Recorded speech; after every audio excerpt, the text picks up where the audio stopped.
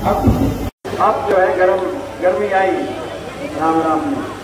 हमारे बीच में हमारे बहुत आदरणीय हमारे नेता दुर्गा जी, हमारे यशस्वी हरियाणा कांग्रेस के प्रदेश अध्यक्ष,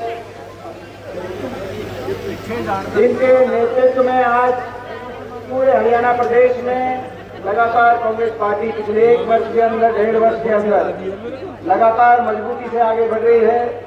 एक रिकॉर्ड की बात है, कीर्तिमान की बात है कि 1 वर्ष की एक अवधि में 1.5 वर्ष की अवधि में विपक्ष में होते हुए कांग्रेस पार्टी में लगातार 35 से ज्यादा पूर्व विधायक, पूर्व मंत्री अगर शामिल हुए हैं तो वो चौधरी उदय भान जी के नेतृत्व में कांग्रेस पार्टी में शामिल 1 साल में हुए। अंदाजा आप लगा सकते हो कि ये जब से कमान चौधरी उदय भान जी के हाथों में आई है, कांग्रेस पार्टी की तरफ पूरे देश, पूरे प्रदेश के लोगों की नजर है, आशा बड़ी नजर से कांग्रेस पार्टी की तरफ देख रहे हैं। और ये मैं आपकी जानकारी में लाना चाहता हूँ कि प्रदेश के कोने कोने में हर रोज हम जाते हैं, मैं जाता हूँ और प्रदेश के कोने कोने से एक ही गूंज आ रही है कि 6 महीने के बाद चुनाव में भाजपा जसपा की एक खट्टर सरकार जा रही है और हुड्डा साहब के नेतृत्व में और चौधरी उदय भान जी की अध्यक्षता में कांग्रेस पार्टी की सरकार हरियाणा में आ रही है। ये जो जोड़ी है जो आपके सामने बैठी है, ये जोड़ी और जो हुड्डा साहब के उदय भान जी की, आज पूरा प्रदेश, हरियाणा प्रदेश इनकी तरफ देख रहा है और हमें विश्वास है कि यहाँ का तो आशीर्वाद मिलेगा ही, लेकिन आपका साथ प्रदेश के कोने कोने में भी यहाँ से आपका आशीर्वाद प्राप्त होगा। बल्कि मैं तो ये मांग करूंगा, मैं तो आपसे भी मांग करूंगा, जो मांग मैंने रोहतक में भी करी हुड्डा साहब के लिए कि भाई यहाँ से आप इनको थोड़ा सा, इनका समय थोड़ा कम लेना, इनकी जरूरत, चौधरी उदय भान जी की जरूरत हरियाणा के कोने कोने में हर जगह आज इनकी मांग है। हर जगह हमें सरकार बनाने के लिए इस जोड़ी की हमें जरूरत है। ये करिश्माई जोड़ी है और यहाँ जैसे रोहतक में मैंने मांग करी, आज मैं होटल में भी मांग करता हूँ, आप और आपसे भी मांग करता हूँ और मैं जो है हमारे वरिष्ठ दोनों नेताओं से भी ये मांग करता हूँ कि आप लोग समय अपने क्षेत्र में की बजाय बाहर देना और क्षेत्र के लोगों से मैं आग्रह करता हूं कि इनको इस बात की इजाजत देना। मेरा प्रस्ताव अगर ठीक लगे तो ये मांग कर लूं दोनों से, दोनों से मांग कर ली। हम आग्रह करेंगे कि हमारी मांग जो ये बोले दोनों हमारे वरिष्ठ, तो उस समय हमारे जो है इस मांग पे जरूर गौर करें। हमारे बीच में, हमारे मध्य में उपस्थित सभी सम्मानित मंच, क्योंकि बहुत समय हो गया है तो मैं सबका नाम नहीं ले पा रहा हूँ, सभी आदरणीय सम्मानित मंच उपस्थित पिता तुल्य बुजुर्ग नौजवान साथी मार्गदर्शक, आज सबसे पहले मैं आपको बधाई देना चाहता हूँ। आज जिस बड़ी संख्या में आप आज जिस भावना से आप आए हो, अभी थोड़े हम लेट पहुंचे और क्योंकि हेलीकॉप्टर से आए थे तो ऊपर जब हेलीकॉप्टर में हमने देखा चारों तरफ पूरे होटल में एक एक सड़क पे जिस तरीके से जो जाम दिखाई दे रहा था, मैं बधाई देता हूं आपको। ये आज की ये जनसभा ये प्रतीक है कि होटल में भी परिवर्तन का मन बना लिया। मैं बधाई देता हूं, आपने हमारा हौसला बढ़ाया, आपने हमें आशीर्वाद दिया है, मैं आपका धन्यवाद करता हूं। ये चुनाव का बिगुल बच चुका है, 6 महीने बाद हरियाणा में चुनाव होगा। जब सरकार के 10 साल हो जाए तो 10 साल की सरकार के बाद जनता का तोल के विचार करके फैसला करने का समय आता है। किसी भी सरकार के 2 काम होते हैं, विकास कार्य करना, काम करने और जनता का मान सम्मान करना। मैं पूछना चाहता हूं आपसे, इन 10 वर्ष में हरियाणा सरकार ने, खट्टर सरकार ने होडल में, पलवल में विकास का कोई बड़ा काम किया है? आपका मान सम्मान मुख्यमंत्री जी ने होटल का, छत्री बिरादरी का आपसे, आपकी जन सुनवाई करी है, आपका मान सम्मान किया इन 10 वर्षों में है?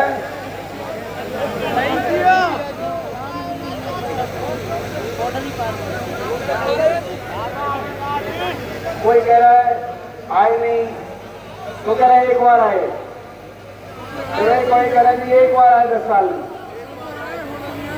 मॉडल नहीं आए, हसन को बोला एक बार आए, कोई बड़ी जनसभा नहीं करी, कोई आगे जब 10 साल नहीं आए तो आगे का क्या भरोसा भाई? सही बात है। तो 10 शक्ति मैया के 10 करोड़ खवाए। तो भाई तो आपके सामने है, कितने इस इलाके का दर्द उनके दिल में होगा। 10 साल मुख्यमंत्री है हरियाणा में, 90 सीटें हरियाणा के अंदर, हफ्ते में हर सीट पे पहुंच सकते हैं, लेकिन कभी उसके भी नहीं देखा आपकी तरफ, ना यहाँ के विकास कार्य कराए, ना इनका मान सम्मान किया। 10 साल आपने बहुत सारा टाइम दे दिया इनको, इस बार इनको चलता करो, इस बार हरियाणा के अंदर बदलाव लेके आने का काम करो। ये मैं समझता हूँ आज आपको हमको फैसला करना है। ये सरकार बड़े आशाओं के साथ लोगों ने बनाई थी, मगर इस सरकार ने हरियाणा का बहुत नुकसान कर दिया। 10 साल की सरकार में जो हरियाणा प्रदेश देश में विकास दर में नंबर 1 था, प्रति व्यक्ति आय में नंबर 1 था, प्रति व्यक्ति निवेश में नंबर 1 था।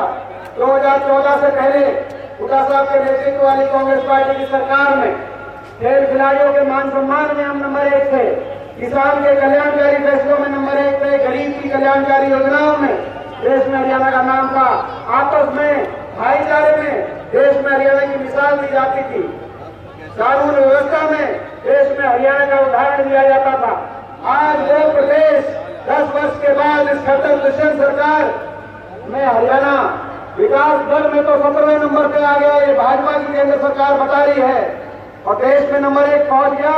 तो बेरोजगारी में देश में नंबर 1 पहुंच गया हरियाणा, महंगाई में देश में नंबर 1 पहुंच गया हरियाणा, कानून व्यवस्था की विफलता में नंबर 1 पहुंच गया हरियाणा। जिस भाईचारे के लिए जाना जाता था, उन भाईचारे के में दरार में देश में उदाहरण बन गया हरियाणा। खिलाड़ियों की जिनकी मान सम्मान किया जाता था, उन खिलाड़ियों का अपमान में नंबर 1 बन गया हरियाणा। महिलाओं के अपमान में देश में नंबर 1 बन गया हरियाणा। विकास की पटरी से उतर गया हरियाणा। और बेरोजगारी का जो उदाहरण है वो तो इतनी बड़ी विफलता इस सरकार की है, इसका उदाहरण दिया जाएगा दिल्ली के 3 तरफ बसा हुआ हरियाणा, लेकिन देश में सबसे ज्यादा बेरोजगारी, ना तो निवेश हुआ, ना उद्योग आए, ना प्राइवेट क्षेत्र के अंदर रोजगार, ना सरकारी नौकरी। जो सरकारी नौकरी 5 साल तक कोई निकाली नहीं, आखिरी साल में आखिरी 2-4 महीने में निकालते हैं ग्रुप CD की, 2019 में निकाली, केवल चुनाव में वोट देने के लिए, नौजवानों को रोजगार देने के लिए नहीं। जितनी नौकरी निकली या तो भर्ती घोटालों की भेज चढ़ गई, 30 बार हरियाणा पेपर लीक हुए, फिर भी एक आधी कोई लिस्ट आई तो हरियाणा से ज्यादा हरियाणा के बाहर के नौजवानों को उसमें अवसर मिला। मैं पूछना चाहता हूं, किसी और प्रदेश की कोई लिस्ट आती है उसमें हरियाणा के नौजवानों को तो उनमें हाथों नंबर लगता नहीं। हरियाणा की लिस्ट आई, एलजीओ की लिस्ट आई, 80 में से 78 बाहर के बच्चे, एलजीओ इलेक्ट्रिकल में 99 में 77 बाहर के बच्चे। इस वर्ष असिस्टेंट प्रोफेसर टेक्निकल एजुकेशन में 156 में से 103 बाहर के, एचसीएस लगे तो उसमें भी 36 बाहर के। अगर बाहर के नौजवानों को लगाना चाहते हो खट्टर साहब, तो बाहर ही जाके वोट लेना, बाहर आपको वोट मिल जाएगी। ठीक कह रहा हूँ कि नहीं कह रहा? स्थिति बन गई बेरोजगारी में। आज किसान अत्याचार का उदाहरण बन गया हरियाणा, जहाँ किसान सम्मान की बात होती थी। देश में किसान आंदोलन हुआ, 13 महीने तक देश का किसान सड़कों पे बैठा रहा, 750 किसानों की चिताएं जली, 750 किसानों के शव इन धरनों से वापस आए। लेकिन भाजपा के किसी मंत्री ने, संतरी ने, पदाधिकारी ने सहानुभूति का एक शब्द कहने की तो दूर की बात है, हर रोज किसान के जख्मों पे नमक छिड़कने का काम किया, उनका तिरस्कार और अपमान करने का काम किया। वो ऐसा समय था मैं अपने जीवन में ना भूल पाऊंगा। देश प्रदेश में हरियाणा प्रदेश के 15 सांसद हैं, 15 में से 14 सांसद भाजपा के हैं। लोकसभा और राज्यसभा मिलाकर मैं एकमात्र कुछ सांसद के रूप में हरियाणा प्रदेश से जब जाता था देश की पंचायत, सबसे बड़ी पंचायत संसद में, और कहता था किसानों की बात सुनो, तो कहते थे नहीं सुनेंगे, एक स्वर में पूरी देश की भाजपा।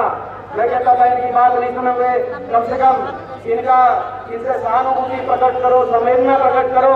इनकी मांग नहीं मानते तो जिनकी घर में, जिसका घर जड़ गया, घर का चिराग बंद हो गया, जिसकी जितना चलिए आप ये कह सकते हो, हम इनकी बात तो नहीं मानते, लेकिन हमें दुख है ऐसे किसी का शव किसी धरने से वापिस आया है तो तुम्हारी देश की बीजेपी टूट के पड़ती थी और कहती थी कि ये इनकी बात नहीं मानेंगे। अपमानित शब्दों का प्रयोग किया जाता था, कोई देशद्रोही बताता था, कोई उपयोगी बताता था, क्या क्या नहीं सुना होगा, मगर उनकी आंख में आग डालकर तब मैंने कहा था देश की संसद में ये वो वर्ग है, देश का किसान वर्ग, जिसका एक बेटा ट्रैक्टर का स्टीयरिंग पकड़कर देश को खाद्य सुरक्षा देता है तो दूसरा बेटा हाथ में ट्रेन गन पकड़कर चीन और पाकिस्तान के बॉर्डर पर देश को सुरक्षा देने का काम करता है। आप इनका तिरस्कार मत करो, लेकिन तिरस्कार और सबसे ज्यादा तिरस्कार हरियाणा में, देश के किसान का हरियाणा प्रदेश में तिरस्कार। हमारी खिलाड़ी बहन बेटियों को दिल्ली की सड़कों पर घसीटने का काम इस सरकार ने किया। आज बेरोजगारी महंगाई में हरियाणा देश में नंबर 1 नहीं बना, आज भ्रष्टाचार में भी हरियाणा नंबर 1 बन गया। जो किस बात का है, क्योंकि आपको याद होगा ये सरकार से बनी दोबारा 2019 में लोग नहीं चाहते थे दोबारा सरकार बनाना। बीजेपी ने नारा दिया था, खट्टर साहब ने नारा दिया था 2019 के चुनाव में, अभी जलाल साहब बात कर रहे थे, खट्टर साहब ने नारा दिया था, क्या नारा दिया था? कहा था कि बीजेपी जाएगी इस बार, बीजेपी भाजपा जाएगी 75 पार। नारा दिया था कि नहीं दिया था, मैं पूछना चाहता हूं।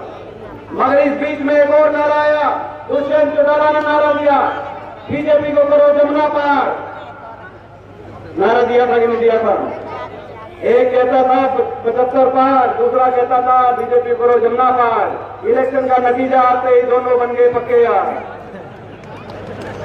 पक्के यार बन गए। लोग विश्वासघात करके, जनता के साथ विश्वासघात करके दुष्यंत चौटाला ने समझौता कर लिया और कह दिया कि हम समर्थन दे रहे हैं 5100 बुढ़ापा पेंशन मिलेगा, इस बात पे समर्थन दे रहे हैं। 5 साल बीत गए, मैं पूछना चाहता हूं 5 साल के बाद मैं पूछना चाहता हूं वो 5100 बुढ़ापा पेंशन का क्या हुआ? वो 75% प्राइवेट के अंदर जो रोजगार का आपने कहा था समझौता है, उसका क्या हुआ? ना 5100 बुढ़ापा पेंशन का समझौता था, ना 75% प्राइवेट में हरियाणा के नौजवानों को रिजर्वेशन का समझौता था, केवल भ्रष्टाचार का समझौता था, अपनी भ्रष्टाचार की फाइलों को बंद कराने का समझौता था और महकमे बांटकर आपस में प्रदेश की जनता को लूटने का समझौता था। शराब का महकमा कौन ले गया? कौन शराब घोटालों को अंजाम देने का काम कर रहा है? एक्साइज का महकमा कौन ले गया? कौन माइनिंग के महकमे से, खनन के महकमे से प्रदेश को लूटने का काम कर रहा है? फरीदाबाद में कौन लूट रहा है? पलवल में कौन लूट रहा है? गुड़गांव में कौन लूट रहा है? हर जिले के अंदर लूट की किसकी जिम्मेदारी? इस बात का समझौता था। आज अपने ये तो समझौता कर लिया, लेकिन हरियाणा प्रदेश को मैं चुनौती देता हूं, जेजेपी पार्टी को चुनौती देता हूं, जजपा को 10 की 10 सीट उनकी जहां से है, उस हर सीट पर मैं होके आया हूं और आज होडल की इस पावन धरा से चुनौती देता हूं, आ जाना मैदान में, एक सीट से भी जमानत नहीं बचेगी। आपकी विश्वासघात का बदला हरियाणा के लोग लेने को तैयार हैं, विश्वासघात का बदला लिया जाएगा। और आपने जो जमुना पार का नारा दिया था, इस बार आप मिल जाना खट्टर साहब के साथ, दोनों मैदान में आ जाना। इस बार इस सरकार को, हरियाणा की लगातार सरकार को जमुना पार ही नहीं, इस बार गंगा पार छोड़ के आएंगे, आ जाएंगे। यहाँ पे संकल्प लेते हैं ब्रिज की, आज हम बाके बिहारी लाल की ब्रिज की भूमि से संकल्प लेते हैं, इनको कहाँ छोड़ के आएंगे? गंगा पार छोड़ के आएंगे इनको। तो ये बात मैं समझता हूँ कि हरियाणा ने बदलाव का मन बना लिया, लेकिन एक बात आपकी तरफ पूरा प्रदेश देख रहा है, क्योंकि पिछली बार वहां से तो पलट दिया था मामला, वहां से तो पलट दिया था। ये अगर ये दुष्यंत जैसे लोग अगर विश्वासघात भी करते तो भी बन जाती, तो भी हरियाणा में बदलाव आ जाता 2019 में ही, लेकिन थोड़ी कसर रह गई तो फरीदाबाद पलवल में भी कसर रही गई थी, क्योंकि जलाल साहब ने कहा सही कि कसर रही थी। 3 सीटें हैं पलवल जिले में, 3 में से कितनी जिताओगे? क्यों बताया? एक बार मैं आप सबसे पूछना चाहता हूँ, 3 में से कितनी जिताएंगे? भाई 3 अगर जिताओगे तो तीसरी बार सरकार लागू है, आपकी सरकार बनाने का काम करें।